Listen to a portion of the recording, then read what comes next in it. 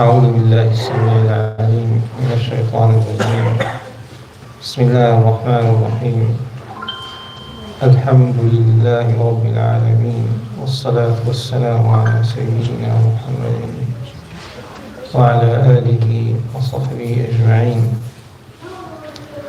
قال: وعن أبي هريرة رضي الله عنه قال: قال رسول الله صلى الله عليه وسلم: مطل الغني ظلم، وإذا أتبع أحدكم على ملي فليتبع، وفي رواية فليحتل.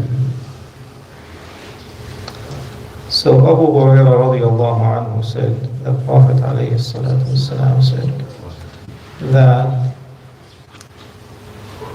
if someone had, we had this hadith before, something similar actually.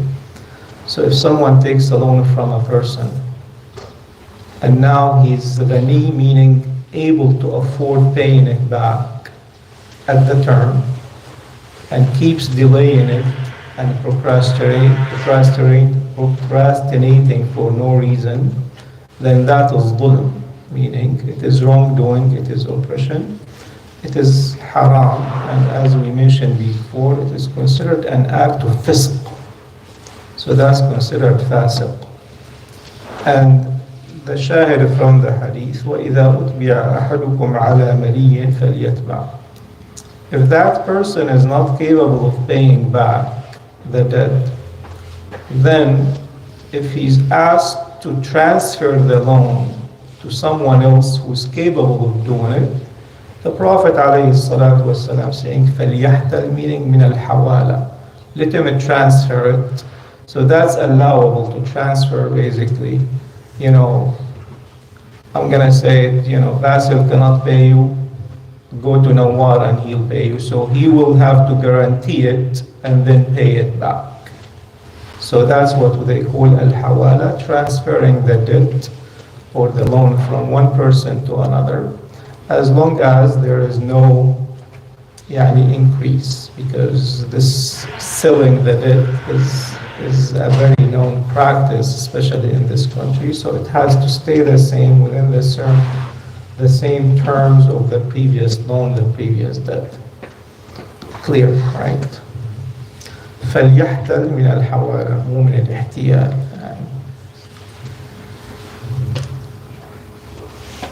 الاحتلال. فليحتل. وعن جابر رضي الله عنه قال: توفي رجل منا فغسلناه وحنطناه وكفناه، ثم أتينا به رسول الله صلى الله عليه وسلم فقلنا تصلي عليه، فخطى خطا ثم قال: أعليه دين؟ قلنا ديناران.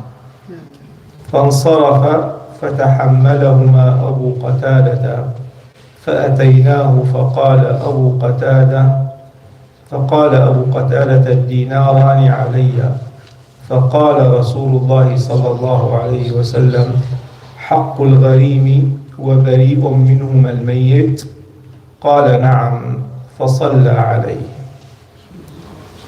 So Jabir radiallahu anhu said that a person from us, from the Ansar, died. So we kind of prepared him for the janazah, washed him, shrouded him, and then brought him forth to the Prophet ﷺ and asked him to pray the funeral prayer on him.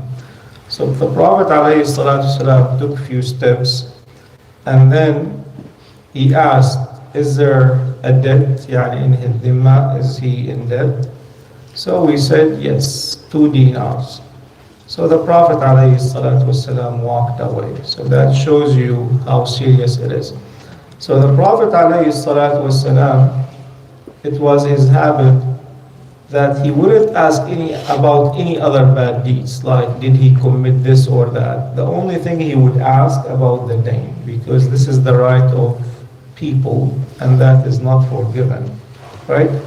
So then Abu Qatada radiallahu anhu said, this is another shahid basically, that someone else can guarantee that loan. So he said, I will take care of that loan of the 2 dinars.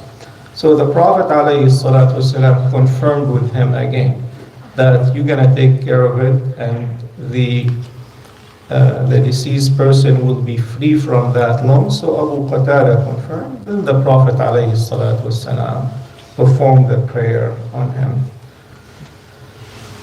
And the last hadith for the day, وعن أبي هريرة أن رسول الله صلى الله عليه وسلم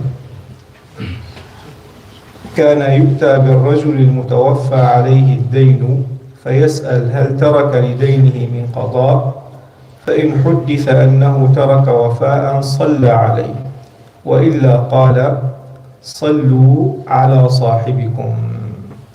فلما فتح الله عليه الفتوح قال أنا أولى بالمؤمنين من أنفسهم، فمن توفي وعليه دين فعلي قضاؤه. صلى الله عليه وسلم. So Abu Hurairah again said the Prophet alayhi salatu wasalam, whenever a deceased person was brought to him to do prayer upon him, he would ask if he has debt, has he left anything behind in order to fulfill that debt? So if that was the case, he would pray upon him. If not, he would say, you guys would pray on him. Sallu ala sahibikum. Till later on when Allah subhanahu wa ta'ala يعني فتح عليه الفتوح, يعني there was wealth coming from conquering other places. He says that I am more deserving of the believers more than themselves, their own selves. So whoever leaves a debt behind, I will fulfill it. I will pay it off. And this is يعني after the Prophet عليه الصلاة والسلام, it is to be wali al-amr, يعني من بيت مال المسلمين, يعني the community has to pay it, or wali al-amr. There is no wali al-amr anymore, so the community has to do it, so no one is hung basically with his debt, and because it is not forgiven till يعني it is paid off. In a different hadith narration, في حديث أبو قتادة, so the Prophet ﷺ met Abu Qatada after a while, and he said, did you pay the dinaran, the 2 dinars? He said yes. So the Prophet ﷺ said, الآن بردت جلدته. Now his skin is cooling off. So he was basically being tortured till the debt was completely paid off. Subhanallah. وصلى الله على سيدنا محمد وآله والحمد لله رب العالمين. So Sheikh, for mortgage, auto loans, same ruling applies for those if a deceased person owns mortgage or auto loan and other loans from the bank? No, the scheduled loans, are different because they're spread out over 10 years, 15 years, 30 years. So that is something different, basically. Like Something that the term, basically when you take a loan, they tell you, okay, in 6 months it has to be paid off. Then you don't pay it off. But when you take, obviously we're talking about halal mortgage in this case. They're telling you you're going to pay it over 15 years, 20 years. So this is the amortization, basically. There is also a recourse in that case because they can take over They can seize the property and whatever. What about student loans? Same thing applies. See, sometimes some people are casual about this, so they don't realize the significance. So if they, let's say, if one of my friends asked me, I gave him $2,000, and it's a kind of a no date was fixed for it, and he's casual, he thinks he'll just pay me whenever, Is it okay to remind him? Because sometimes in our culture, if you remind somebody about a loan, it is perceived as, you're being impatient or you're not being, friendly enough. But on the other hand, if you don't remind him and he dies, then obviously he's going to... So the hadith is clear that if someone is capable of paying it and does not then that is fisq. So then you have to remind them and you have to take your loan back from them. If someone is not doing it because they're incapable of paying it, they cannot afford it, Allah subhanahu wa ta'ala said, فَمَضِرَةٌ إِلَى مَيْسَرَةٍ. This is in Surah Al-Baqarah, that allow them more time till they're able. And in financial transactions, there should be no shyness, because this is where يعني العداوة والبغضاء, animosities arise in people, amongst people, when their rights are being denied, are taken away. This is why, subhanallah, what is the longest ayah in the Quran, as you know? It is the ayah about the documentation of financial transactions, specifically the debt. When things are clear, then no one can basically take the rights of others, their money, their wealth, whatever. But when things are muddy and based on God knows when, and things get lost. So it has to be clear up front, and it is okay to remind them that I need my money. So, Yeah, because these people are, they're fully capable of paying. It's not like they don't have the money, it's So- just the casualness. as we mentioned, the one who doesn't pay it when they're capable, it's an act of fisq. This is like committing a major sin, basically. Sheikh, if the loan transaction happened between two brothers, own brothers, or two very close friends, Yeah. is there any exception or same rules apply? Same thing, if it's too close, you either forgive the loan and exempt them if that's close, or, you take your money back. So, this is how the animosity arises amongst people. People give money and they expect, the one who takes the money expect the other is not going to ask for it. And that guy wants his money and shy to ask for it. And then, they become distant. And then they stop talking to each other. And so when it comes to financial rights, they have to be fulfilled. And the Prophet ﷺ was very clear about that. And he wouldn't even pray upon a person to show us how serious this matter is. Even the shaheed, the martyr, will not be forgiven the debt. Subhanallah. This is how serious Allah considers this. So keeping debt, I am in debt condition, but I am going for Hajj or Umrah. Is it allowed?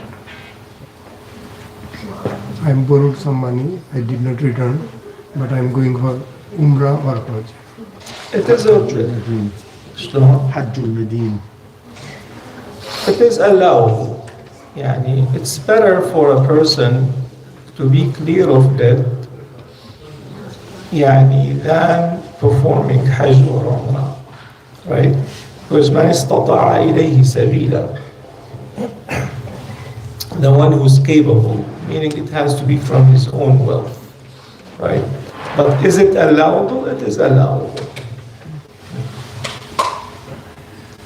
Say there's a credit card debt in your, ما سمعت. if you have credit card debt and someone in your family, not you, but you have credit card debt, does your family have the obligation to pay it? Or, like, say credit card debt or say a certain type of debt, does your family have obligation to pay it? Or because the law is here that, because this is just, I'm just trying to understand it. The law is here, forgive whenever you die. So, The family members do not have the obligation to pay the debt for the deceased person. how about like, So they take it from your inheritance and pay it off. If they want to pay it off out of their goodwill, this is okay, but they're not obligated. It is not their job. So don't count on the family members. Even if the money is spent on them, like a father took a loan and spent money on the family and he passed away, then his children are not responsible to pay back? No. No, but it's paid from his inheritance. But he should specify in his wasiya Right. that he might have this loan, and so they should pay out of his inheritance. But they are not obligated, right? Yes, you don't inherit the loans, alhamdulillah, or it will be a disaster. That is why I think it's very discouraged in Islam to take loans. It's or very discouraged to take a loan. So not that's just I can buy a Porsche because I can afford to pay the payments and so on. exactly. Wait, so, because you're talking about yesterday how you say something, like you make something that's haram, halal by the contract, or you make something haram by making it in the contract. So here, when people die, they're forgiven for their loans. Is that the same thing as the community? Because like when people die, no one else is obligated on the loan of someone that dies. If someone takes a loan and they die, the loan stands. It is not forgiven automatically unless the person forgives it. The person forgives it. Absolutely, the creditor basically has to forgive it. Basically. If they forgive it, and this is a habit in our countries, people would forgive it, but if someone doesn't want to forgive it, there is no obligation. It is their right 100%.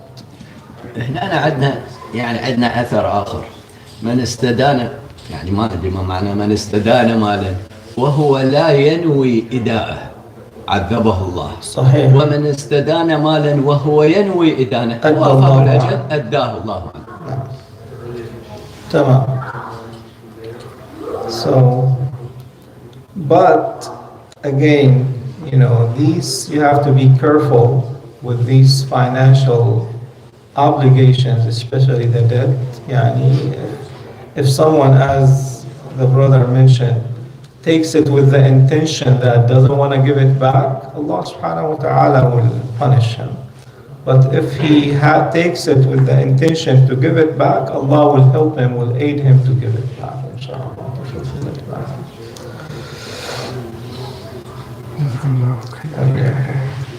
Inshallah, the next couple of weeks we're going to introduce another book. So we're going to do Bulugh Maram on one day and this a new book on another day, inshallah.